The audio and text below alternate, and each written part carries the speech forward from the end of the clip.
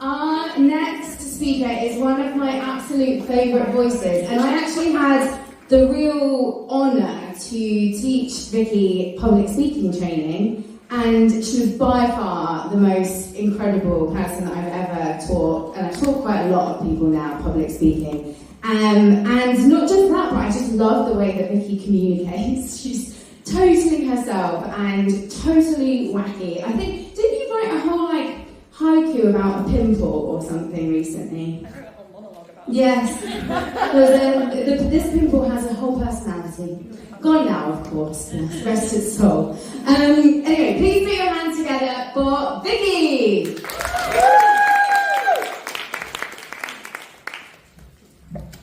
Hi everybody, I'm Vicky. An alien in a meat suit, pretty much, which is what this talk is all about. So I'm kind of like a vampire.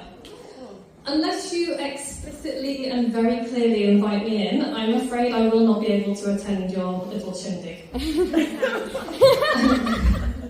I spent my whole childhood, my teenage years, and my 20s, and you know what, let's be honest now, hovering awkwardly on the edges of social gatherings, not really knowing how to break in. A little bit like a wasp, and I think that maybe wasps aren't angry and violent. I think actually that maybe they're just like wanting to share your jam, but they know it's rude to interrupt, so they just kind of hover. Like me. But what if we didn't wait to be invited into places where we're not really wanted anyway? What if instead we embraced who we are and we created our own spaces and then opened them up to people who are just like us? So not many years ago, that idea would have been absolutely unthinkable to me. Absolutely unthinkable. I am the person. I am the person who hovers with her foot just outside her mouth all of the time. I'm the person who silenced an entire restaurant with the words, "Why don't you just open up your legs and stuff it all in?" Let me explain.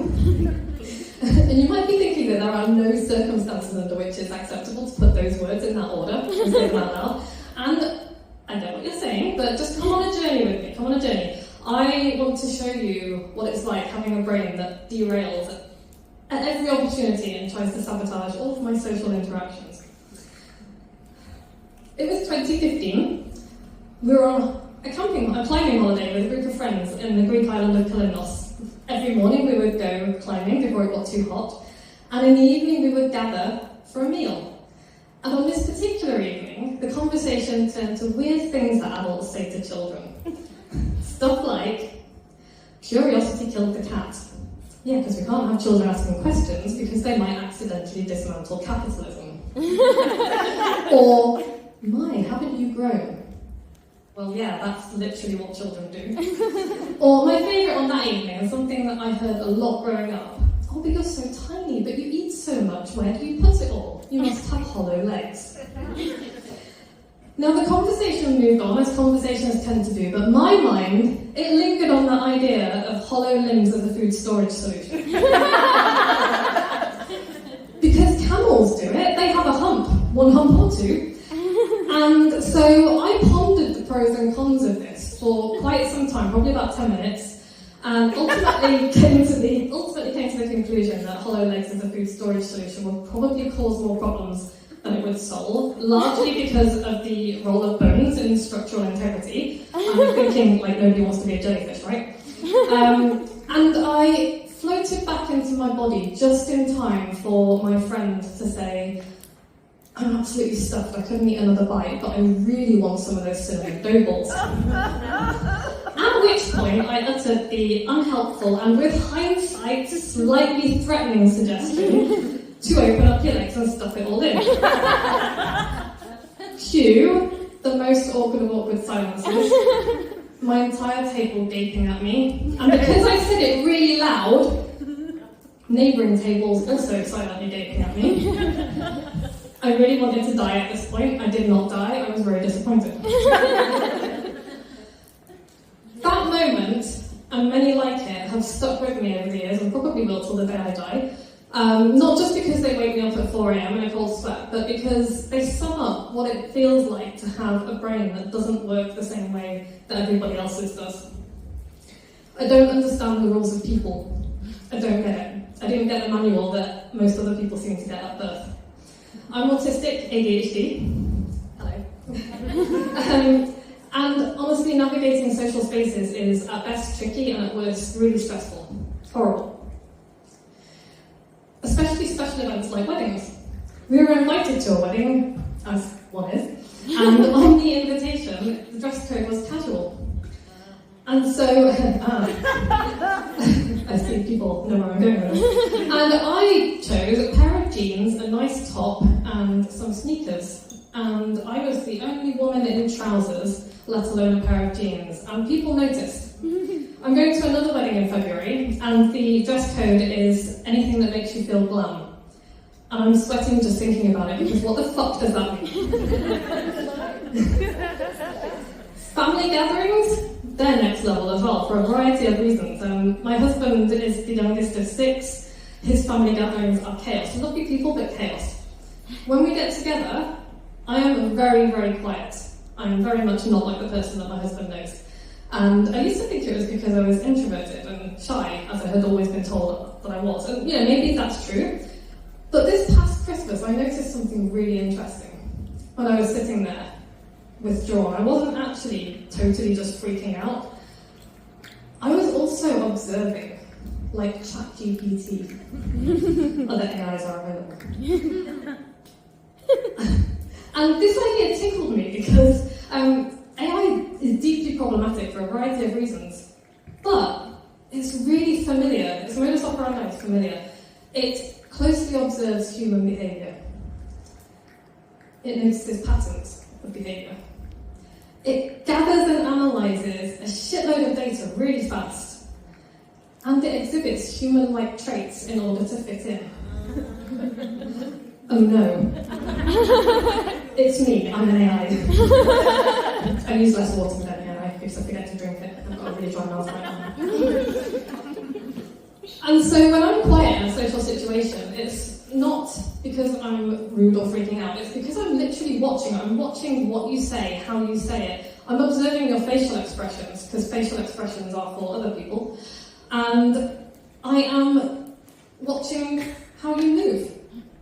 I am desperately trying to look like I'm making eye contact with you. What I'm actually doing is seeing if I'm getting it right. Am I breaking the rules? Am I doing it wrong? And, as well as all of that AI stuff, I'm also just gripped by an existential terror of getting it wrong. Not only because I don't want to look stupid in front of people, but because I'm genuinely frightened of upsetting people or hurting people or causing harm. And I've lost friendships that way. So, yeah, I'm there hovering on the edges, desperately worried about being slotted away like an annoying wasp or being cast out like a freak in jeans at a wedding. And it's fucking exhausting. Hola! I don't fit anywhere. I felt for years like I haven't fitted anywhere. I dropped out of school, I joined bands. I had 385,000 boring-ass temp jobs. And during one of those temp jobs, I learned to touch type really, really quickly because I typed the entirety of the Fellowship of the Ring. Because I kept finishing my work really soon, and they didn't give me any more work, so what else was I going to do? I've been a delivery driver, I've been a waitress, I've been a bartender, I've been a fucking awful barista. I have been a trainee teacher, a burlesque dancer, a trapeze teacher, still am, and marketing research assistant, and a CSI, really. I have been hired and fired and hired and fired, married, divorced and married again. I have written books for other people. I've written books for myself. I've helped people write books. And throughout all of this, I have kept writing and writing and writing, and eventually I wrote myself into existence. And that came as a bit of a surprise, because it's not something that I realised that someone could do. I mean, I understand the magic of writing, I know the power of words. Like, literally everything that has ever happened in the world, good or bad, starts with words and ideas. Every genocide starts with words that dehumanise other humans and turn people into things. Every amazing thing, like the moon landings and civil rights wins and two people who fall in love start with words and ideas and a shared vision of a future that's better than this one. But the magic of writing myself into existence and figuring out who I am, that's changed everything, because that means I now know who I am and now I can do more than I could before.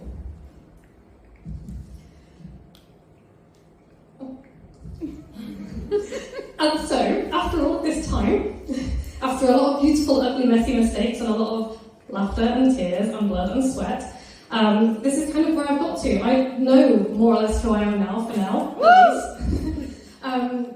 I have written myself to that point. For you, maybe it's not writing, maybe it's dancing or singing or, I don't know, bridge or gardening or, whatever, it doesn't matter. The point is that, it takes courage to do this stuff, it takes courage to write our truth, and it takes even more courage to share it. And we don't have to do it all at once, we don't have to do it straight away, but it really is worth doing. And that's kind of what I want to leave you with today, is this idea that you don't have to try and fit into a world that wasn't built for you. Amen. Woo! None of us do. I've never felt like I belonged anywhere, not really, not until recently. And it took me a while to realise that maybe the world doesn't need me to fit in, especially this world. Maybe it actually just needs me to be who I am and do the work that I'm doing. And maybe that's the same for you too. I figured out who I am, I figured out how to pilot this uncooperative meat puppet through this silly world well enough to find my people, and that's really, really cool. And so however you figure it out, expressing yourself is the way that you invite yourself in. And creating space for yourself is really, really, really cool. And what's even cooler is that when you create that space for yourself, you find that actually other people have been looking for it as well. And that's really exciting. And so I would like you to stop waiting for an invite. I would like you to build your own door, write your own invitation, and be the weirdo that other weirdos